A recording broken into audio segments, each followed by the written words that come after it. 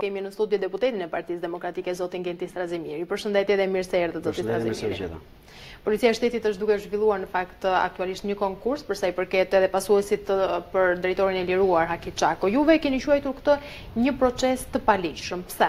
Sepse nuk parashikohet në ligj konkurs për zgjedhur drejtorin e përgjithshëm të policisë.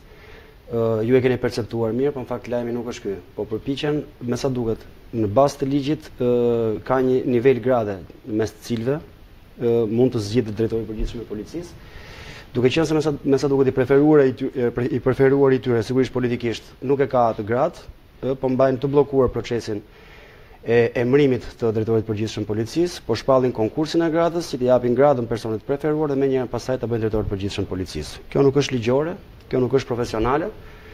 Kjo është mashtrosh ligjin, mashtrosh opinionin publik, kjo është të bësh sikur po punon, në fakt vazhdon dhe ruan të njëjtat konjunktura politike në drejtim të policisë shtetit dhe prandaj rendi dhe siguria publike janë këto nivele që i kemi.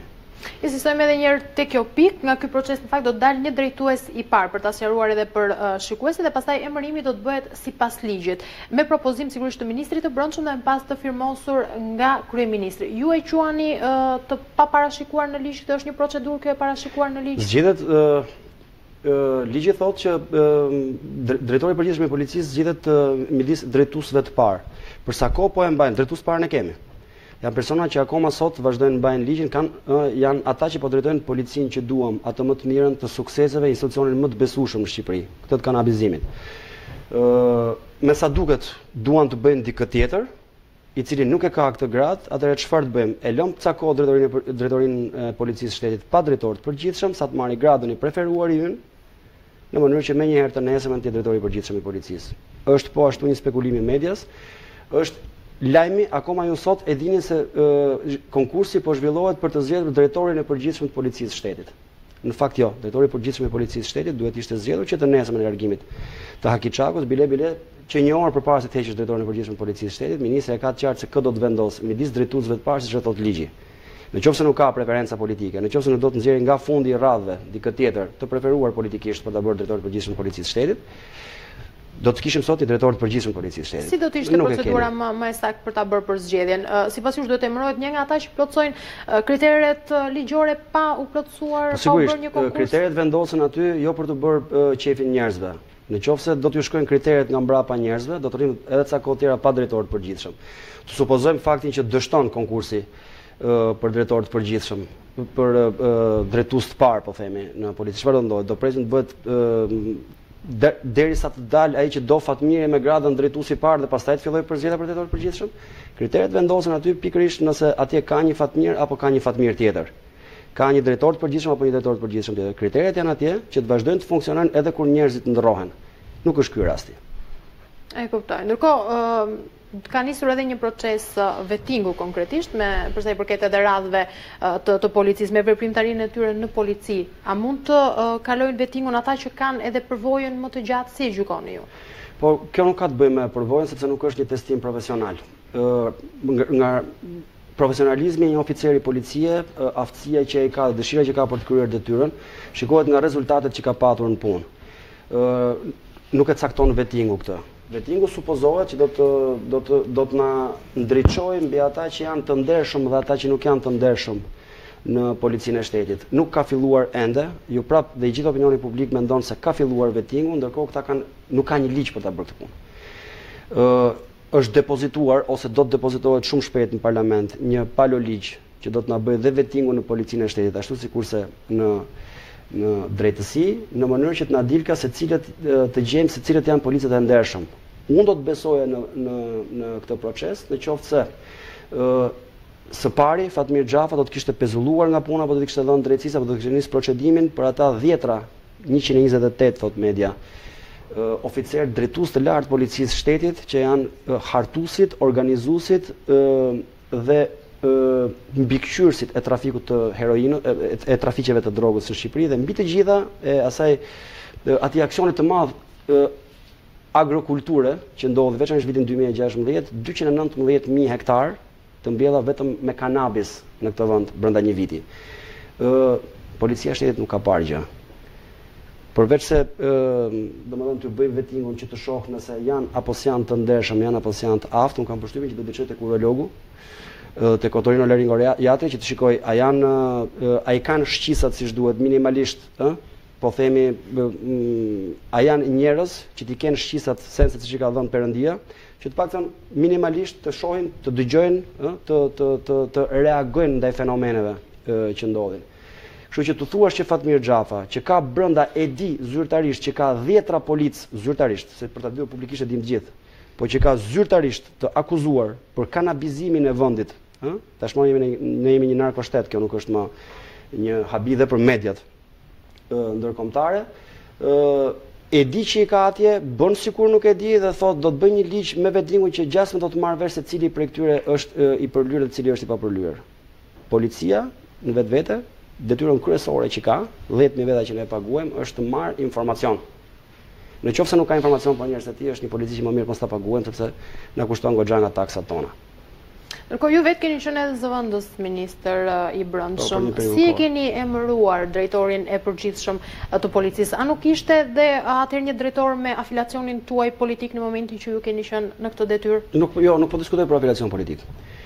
Sigurisht që ministri, domethënë, drejtori i përgjithshëm në çdo qeveri nuk e emëron zëvendës ministri. Me propozim të ministrit dhe me ligjin e vetë kështu ka qenë, me propozim të ministrit emërohet me vendim të Këshillit të Ministrave. Sigurisht ministri është person politik, sigurisht Këshilli i Ministrave është i përbërë, është një organ kolegjial i përbërë nga persona politik. Sigurisht që do të ketë edhe në atë pjesën subjektive të vlerësimit të njërit apo tjetrit prej sigurisht futet dhe politika brenda, ashtu sikur se futet profesionalizmi kjo apo kjo. Por ligji të detyron të thrasësh të marrësh drejtor të përgjithshëm të policisë, një ndër ata që plotësojnë 1, 2, 3, 4 kritere sot. Jo të vonosh emërimin për shkak se disa prej tyre që ti ke dëshirë ti promovosh nuk i plotësojnë kriteret, atëherë pastaj është thjesht politik, s'ka më kriter. E kuptoj. Ndërkohë, ish drejtori Haki Çako ka qenë edhe i vlerësuar nga vetë kryeministri Edi Rama, megjithatë ai u lirua nga detyra. Ju si e vlerësoni punën? Po dhe kjo ka një hije të vetën. Ligji shprehet në 2 terma. Ligji thotë lirohet nga detyra dhe është kryesisht me kërkesë ti për disa arsye, që nuk e kryen dot detyrën, nuk ka dëshirë më ta kryejë detyrën, nuk ka mundësi më ta kryejë detyrën. Ose shkarkohet.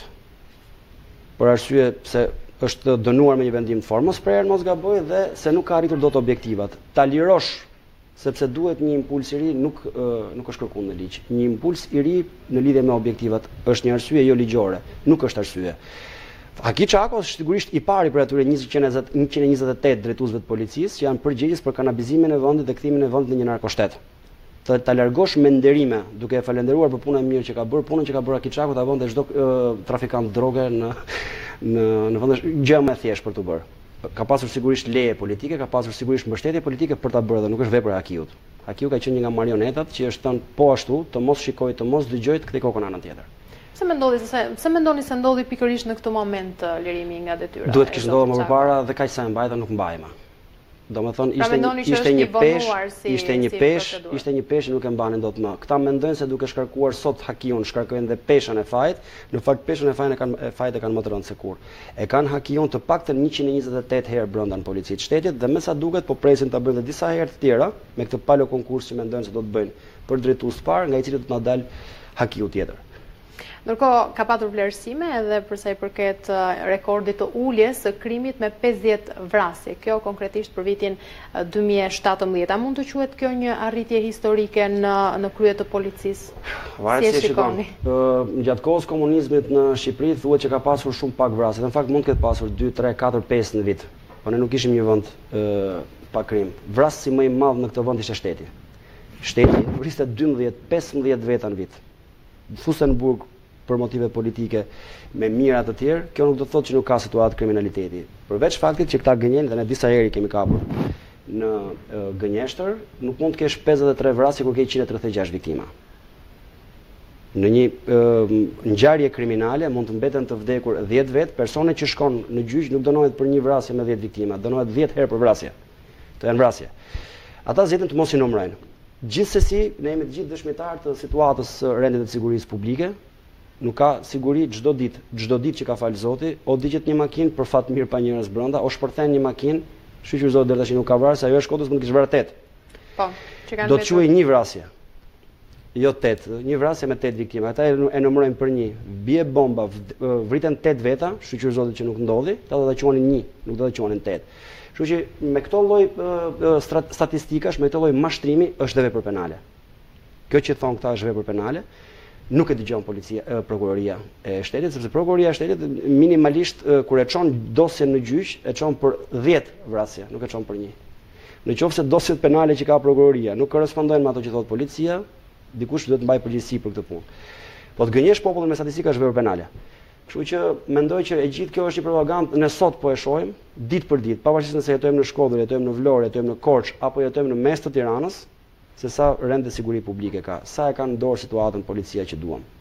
Sa përgjegjësi personale ju mendoni se ka Haki Çako në këtë situatë në vend, deri në momentet që... Ligjërisht ka të gjitha përgjegjësitë personale. Pse? Vetë në strukturën e saj policia e shtetit, të gjitha strukturat me kapele në kokë kanë një hierarki vertikale. Haki Çako është personi që ka komanduar, normalisht do të duhet komandonte çdo reagim apo të ligjit ndaj krimit. Ka zgjedhur të zbatoj urdhrin duke orientuar policinë e shtetit të ndihmojë krimin. Njësoj si ministri, kur ministri merret me drogë nuk ka ç'bën drejtori i përgjithshëm. Samir Tahiri me habilet nuk s'kish ç'bën te Haki Çako. Por ka një gjë. Haki Çako ka pranuar situatën, Haki Çako ka pranuar të trukoj statistikat, Haki Çako është bërë levë e tyre dhe ky është krim. Është pjesëmarrje në organizatë kriminale, është minimalisht shpërdorim kriminal i detyrës, është mosveprim kriminal. Haki Çako ka të gjithë përgjegjësinë, njësoj si Samir Tahiri, njësoj si habilet, njësoj si secili për atyre që kanë drejtuar policinë e shtetit. Dhe nën përgjegjësinë dhe kujdesin e të cilëve u mbollën 219.000 hektarë me kanabis. Të thuash sot që Haki Çako s'kishte gjë, se kështu duket kur i sheh në televizor duket si gjuna fqar, nuk është ashtu. Do kanë goxha përgjegjësi dhe kanë përshtypjen që nuk janë paguar keq për atë përgjegjësi që kanë. A mund të thuhet se mbrohej si njeriu i ish ministrit të brendshëm Samir Tahiri, zoti Çako? Njeriu i Partisë. Partia kishte vendosur atë shokun Sajmir, shoku Sajmir jepte urdhrin, shoku Haki e zbatonte. Dhe të gjithë shokët e tjerë të piramidës policisë mbas tij. Jo rastësisht në janar 2013, janar 2014, Sajmir Tahiri dhe Partia Socialiste dekapituan drejtimin e policisë së drejtuesit më të lartë. 467 i kanë hequr me një firmë, nxjerrën dispozicion. I kanë zëvendësuar me njerëz strikt partisë, me letra. Janë ish numrues, ish komisioner, ish financues të Partisë Socialiste në fushatat zgjedhore. Janë militant të Partisë Socialiste, të cilët përgjithsisht kishin mbaruar shkollën e Ministrisë Brendshme, shkollën e sigurimit dhe janë rikthyer përsëri në detyrë. Janë ata që ishin shkaktar, fajtor të situatës së rendit deri në vitin 2005. 97-2005, nuk e di nëse e mbani më, por po të kujtoni nuk ka qenë situatë as pak më e mirë se kjo e sotme. Shqipëria ishte vendi kryesor, jo vetëm thjesht për kalimin e heroinës, më pak të kokainës, të them të drejtën, nuk ishte edhe aq problematik hashashi siç është sot, tonelata në ditë që kalojnë, por kishte një problem shumë të madh, ishte pika qendrore akumulimi i prostitucionit nga Evropa lindore. Pajiseshin me pasaporta shqiptare prostituohet nga Moldavia, nga Ukraina, nga Bielorusia, pajiseshin me pasaporta shqiptare nga policia e shtetit, kundrejt pagesës sigurisht, dhe shkonin në Itali. Pse me pasaporta shqiptare? Pse na ka dalë nami ne që jemi një kom prostitutash në Itali? Për shkak të ligjit italian, prostituta kur kapet dhe është e paligjshme, çohet në vendin nga e ka origjinën. Po të shkonte në Moldavi i kushtonte shumë rruga për t'u kthyer organizatës kriminale. Atëherë pajisën me pasaportë shqiptare, e sjellin në Rinas, po atë ditë për 2 orë kemi çuar në Vlorë, në Skavë dhe të nesër mëngjesesh prapë në punë semafor. Ky ka qenë zinxhiri. Prandaj ne ende sot në Itali, për shkak të këtyre policës, atëherë i ndatte pasaportat komisariati, siç mund ta dini, nuk ishte me koncesionar të huaj. Për shkak të këtij lloj zinxhiri kriminal, për shkak të këtyre që sot drejtojnë policinë e shtetit dhe kanë drejtuar deri në vitin 2005, ne sot vazhdojmë të quhemi një vend prostitutash në Itali, jo vendi i shqiptave. Këtë situatë këta e kanë dashur, nuk ju ka ardhur, nuk është fatkeqësi natyrore, e kanë marrë, kanë krijuar vetë, i kanë pas numërues votues, komisioner, financues të tyre. Në vitin 2013 i kanë futur menjëherë në grup 467 që me dorën e parë në policinë e shtetit. Kërkon jemi të vetëdijshëm që aktualisht ashtu sikurse edhe ju e thatë akuzat më të rënda janë për kanabizimin e vendit. Ndërkohë kanë dalë 4 fragmente, mund t'i quajmë në këtë formë, përsa i përket përgjimeve audio të bandës së Habileve. Të paktën ditën e djeshme Politico.al ka publikuar përgjimet audio të vetë Mojsi Habilet, i cili bënte llogarit dhe përfshinte në to edhe ish ministrin e brendshëm Sajmir Tahiri. Edhe një herë mund të quhet kjo një provë nëse një trafikant përmend emrin e dikujt në rastin konkret të ish ministrit të brendshëm Sajmir Tahiri. Po të pyesësh kryeministrin e vendit dhe thotë jo, kjo janë fjalë kazani. Do të bijem dakord ose ai është kazan, ose ju që e thoni, ata që e publikojnë janë kazan. Ka që thjesht është përgjigje. Cili është kazani? Sigurisht media nuk e pranojnë asnjëherë, kështu që për pra shkosa janë përgjimet që janë të publikuara dhe jo të shkruara apo të në qoftë një media që publikon zërin e Mojsi Habilet që është në kërkim apo të vllajt të tij që akuzojnë direkt Sajmir Tahirin, në qoftë se opozita çonte të sjell prova prokurorisë që ata e kanë pasur bashkë makinën etj me radhë. Dhe Sajmir Tahiri vazhdon është jashtë. Mbi këtë situatë, kryeministri i vendit thotë, kjo media që publikon këtë është kazan. Fjala kazan në mes nuk mund të rri, o i përket medias, o i përket kryeministrit. Unë mendoj që është kryeministri. Ndërkohë, a mendoni se ka dëshmi të kontakteve të Tahirit me Mojsi Habilajn? Ka, janë publikuar dhe në media. Zyrtarisht dhe jo zyrtarisht. Dokumentet janë autentike, askush nuk ka dalë thotë që nuk është e vërtet, janë dokumentat antimafes italiane. Ndryshe Sajmir Tahiri, se cilin prej jush dhe se cilin prej nesh që e kemi denoncuar do na kishte paditur për shpifje. Thjesht ka zgjedhur të fshihet dhe të presit të kalojë fortuna. Kjo fortunë nuk do të kalojë. Ndërkohë, ka patur një dokument i cili është dorëzuar në prokurori nga Ali Beaj dhe që tregon një polis sigurimi me emrat e Sajmir Tahirit, por edhe të Artan Habilajt që quhet në këtë formë si një provë inkriminuese nga ana e opozitës. Ndërkohë, Artan Habilaj nuk është përfshirë në dosjen penale të Katanes dhe nuk është në kërkim. Është ky një tejkalim i misionit politik të opozitës për të ndërhyrë në çështje që i takojnë prokurorisë? Kjo makina shumë përmendur e Artan Habilet, i cili nuk është përfshirë në hetimet e prokurorisë, është makina në cilën na përgjigjuar gjithë ato që nxjerrni ju. Nga ajo makinë që este shumë shpejt, që i kemi dhënë aq para sa i desh e ndënjur, thotë ai, jo ai sa kushtonte makina. Më lejoni ta citoj. Kjo është makina. Tashi kjo makinë a e bën të inkriminuar titullarin e saj Artan Habilaj, ashtu sikurse titullarin e saj Sajmir Tahiri, ashtu sikurse titullarin e vërtet saj Mojsi Habilet apo vllajin tjetër që është në kërkim. Dhe që ngatroj dhe emrat e këtyre. Të gjitha i lidh makina. Përderisa makina është e kriminalizuar, makina nuk bën dot burg. Makina nuk merret dot në përgjegjësi penale. Personat që janë titullar të makinës po. Unë besoj që është një provë që i lidh logjikisht për cilin do. Mendoni se prova kryesore është pikërisht makina? Unë besoj që po. Po makinën nuk e dia ka kërkuar ndonjëherë prokuroria dhe domethënë kjo heshtje e gjatë e prokurorisë për domethënë në këtë situatë për Sajmir Tahirin dhe që ende nuk ecin, nuk avancojnë, ne çojmë prova të reja, normalisht deri tash duhet kishte ardhur të paktën 3 herë prokuroria e shtetit të rikërkonte arrestimin e Sajmir Tahirit në parlament, gjë që nuk ka ndodhur. Unë do të thoja, apo ju do thonit është pikpamja politike, është këndvështrim politik, sigurisht që po. Unë do të thoja që presioni në cilin janë ndodhur prokurorët gjatë gjithë kësaj periudhe, duke qenë një prokurori e përkohshme e gjitha, çdo hetim mbi çdo dosje është i përkohshëm. Se kush ka frikë pastaj nga ajo drejtësia që do duhet mos ishte e përkohshme, pastaj ata ta shohim se ç'pjesë ka opozita tek Habilet, tek kanabizimi, tek droga, tek xibraka, tek ku diun kjo rest sota. E ku diun se çfarë, sikur 863.000 euro në makinë. Format A4 ishin që ato letra prap kanë një vlerë. Letër printeri. Askush nuk ndihet. Është gjithçka normale. A mendoni si më të lehtësuar faktin që nuk ka është rikthyer edhe pasaporta ish ministrit të brendshëm Tahiri dhe po neglizhohen ashtu sikurse edhe ju e përmendët pak më parë. Kjo tregon sa funksionon drejtësia dhe sa më mirë po funksionon drejtësia që se thyen kushtetutën, thyen ligjin dhe në mes tymit dhe zjarrit zgjodhen prokurorën e përkohshme. Ky është rezultati i drejtësisë. Të tërë ata që ishin brenda dolën jashtë. Unë ju falenderoj shumë që ishit me ne në studio. Faleminderit ju, kënaqësi. Të nderuar teleshikues, ne kemi ardhur këtu në fund të kësaj bisede në studio. Ju falenderoj shumë për vëmendjen tuaj. Bashkëmirë takofshim.